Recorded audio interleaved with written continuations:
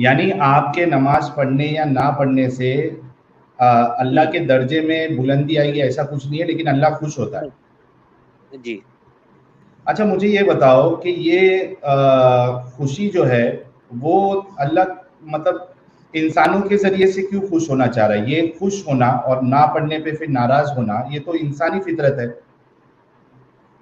جی مانتے ہو نا اس بات کو؟ دیکھو خوش ہونا، جی غمگین ہونا، ناراض ہونا یہ تو انسانی فطرت ہے، تو اللہ کیوں خوش ہو رہا ہے؟ دوستو آپ نے دیکھا کہ اس ساحل مرتد نے یہ اعتراض کیا ہے کہ اللہ رب العزت نماز پڑھنے سے خوش کیوں ہوتا ہے، اور اگر خوش ہوتا ہے تو اگر کوئی نماز نہ پڑھے گا تو خوشی کا اپوزٹ دکھ ہے، تو وہ غمگین ہو جاتا ہے، دکھی ہو جاتا ہے۔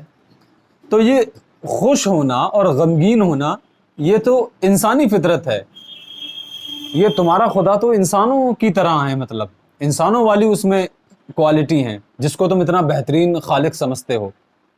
ساحل صاحب ہم اس کو بہترین خالق نہیں سمجھتے، مانتے ہیں۔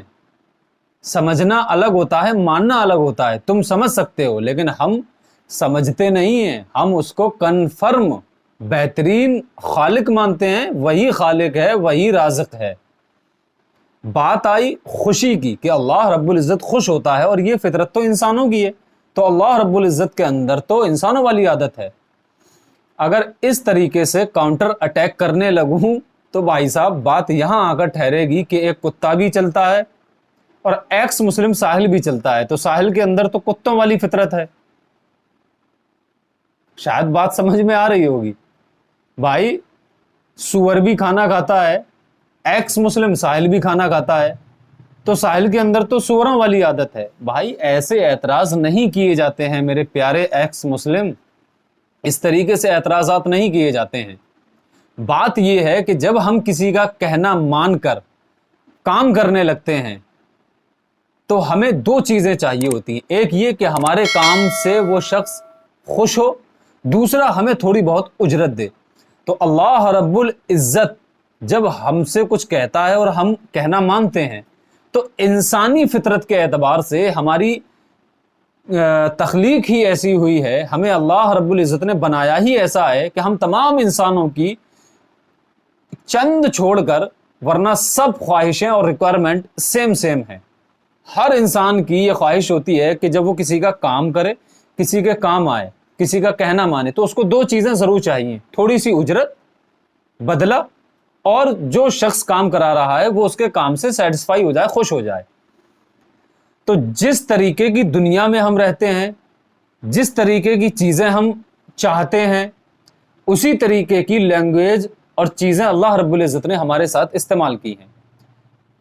اللہ تبارک و تعالی نے ہمارے کام کرنے پر یہ کہا ہے کہ میں خوش ہوتا ہوں۔ تو اب یہ اللہ رب العزت بہتر جانتا ہے کہ وہ خوشی کون سی ہے، کس طرح کی خوشی ہے، وہ اللہ رب العزت کا راز ہے۔ لیکن جب ہم سے یہ کہا جائے گا کہ اللہ رب العزت خوش ہوتا ہے تو ہم اپنے اس یونیورس کے حساب سے، جس دنیا میں ہم رہتے ہیں، یہاں کی رہن سہن جیسا ہے، یہاں کا ماحول جیسا ہے، یہاں کی ایجوکیشن جیسی ہے، یہاں کے ریتی رواج جیسے ہیں، ہمارا مائنڈ فوراً ویسی ہی پکچر ہمارے سامنے کریٹ کر دے گا۔ جس طریقے سے ساحل کے سامنے کریٹ کی کہ اللہ رب العزت خوش ہوتا ہے، تو فوراً مائنڈ نے ایک امیج بنا دی، ایک چیز کریٹ کر دی کہ اس طریقے سے خوش ہوتا ہے، کیونکہ ہم نے اپنی زندگی میں خوشی کس طریقے کی دیکھی ہے کہ اس طریقے کی خوشی ہوتی ہے کہ چہرہ کھل جاتا ہے۔ تو ہم یہی سوچیں گے، جب کسی کے بارے میں سنیں گے کسی نے کہا کہ وہ شخص بہت خوش ہوا، تو ہمارا مائنڈ فوراً امیج بنا دے گا کہ یہ خوشی ہوتی ہے، اس طریقے کی خوشی ہوتی ہے۔ لیکن اللہ کے ہاں معاملہ دوسرا ہے۔ اللہ نے ہمیں سمجھانے کے لیے، سیٹسفائی کرنے کے لیے بتایا ہے کہ میں خوش ہوتا ہوں، تاکہ تمہیں یقین ہو جائے کہ تم سے کوئی خوش ہو رہا ہے۔ اب وہ کیسی خوشی ہے وہ پردے کے پیچھے کی بات ہے، ضروری نہیں کہ اللہ جو خوش ہو رہا ہے وہ بالکل سیم انسانوں والا ہو۔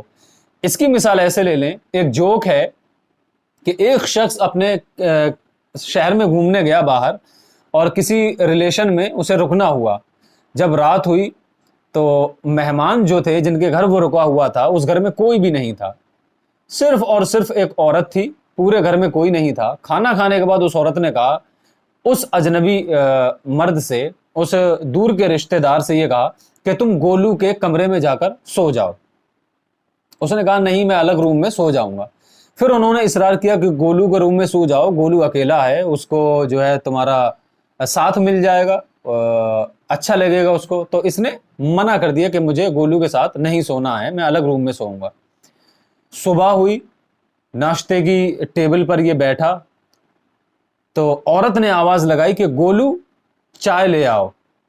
تو بہت زیادہ حسین و جمیل خاتون ٹرے میں ایک کپ سجائے ہوئے تشریف لا رہی تھی. یہ دیکھنے کے بعد اس مرد نے اپنے سر پر ہاتھ مارا اور زندگی بھر یہ افسوس کرتا رہا کہ میں دنیا کا سب سے زیادہ بے وقوف لڑکا ہوں جو گولو کے ساتھ نہیں سویا. آپ بات سمجھ رہے ہیں نا کہ ہم جس طریقے کا مائنڈ سیٹ کر لیتے ہیں, ہمیں لگتا ہے کہ جب لفظ سنے جائیں گے تو اس کے پیچھے کی وجہ ساری یہی ہوں گی. اس مرد نے زندگی بھر اس گولو نام کے ساتھ یہ چیز چپکا لی تھی کہ گولو ایک موٹا بچہ ہوتا ہے, جو بچہ موٹا ہو گول مٹول ہو اسے گولو کہتے ہیں. لیکن اتفاقاً اس گھر میں جو ینگ لڑکی تھی اس کا نام گولو تھا. اگر اسے یہ بات پتہ چلتی تو کیا وہ اس بات پر عمل کرتا؟ نہیں کرتا نا. اسی طریقے سے اس سائل مرتد کا بھی یہی حال ہوگا. جب یہ اللہ رب العزت کی خوشی میدان محشر میں دیکھے گا, جب وہ اپنے پیارے بندوں کو دیکھ کر خوش ہوگا, تو یہ اس طریقے سے متھا مارے گا کہ میں دنیا میں سمجھ کیا رہا تھا اور یہاں کیا ہے. اسی طریقے سے ہمارے پاس جتنی نالج ہوتی ہے اسی طریقے کے ہم اعتراضات کرتے ہیں. اور دوسری بات یہ کہ جو ہندو بھائی اس کو سن کر خوش ہو جاتے ہیں, انہیں سوچنا چاہیے کہ تم بھی کسی ایک ایشور کو مانتے ہو اور یہ کہتے ہو کہ ہمارے اچھے کرموں سے ایشور خوش ہوتا ہے. تو بھائی میں پھر بھی یہی کہوں گا کہ جب بھی اسلام پر کوئی یہ اعتراض کرے تو اپنے دھرم میں جھانک لو, سناتن دھرم میں جھانک لو, جواب مل جائے گا. جس طریقے سے اللہ رب العزت خوش ہوتا ہے اسی طریقے سے تمہارے سناتن دھرم کا خود ماننا ہے کہ جو ایشور ہے وہ ہمارے اچھے کرموں سے خوش ہوتا ہے. تو کیا پھر تمہارا ایشور انسان ہے؟ بات آپ سمجھ گئے ہوں گے. اسی پیغام کے ساتھ السلام علیکم, ملتے ہیں اگلی ویڈیو میں, تب تک کے لیے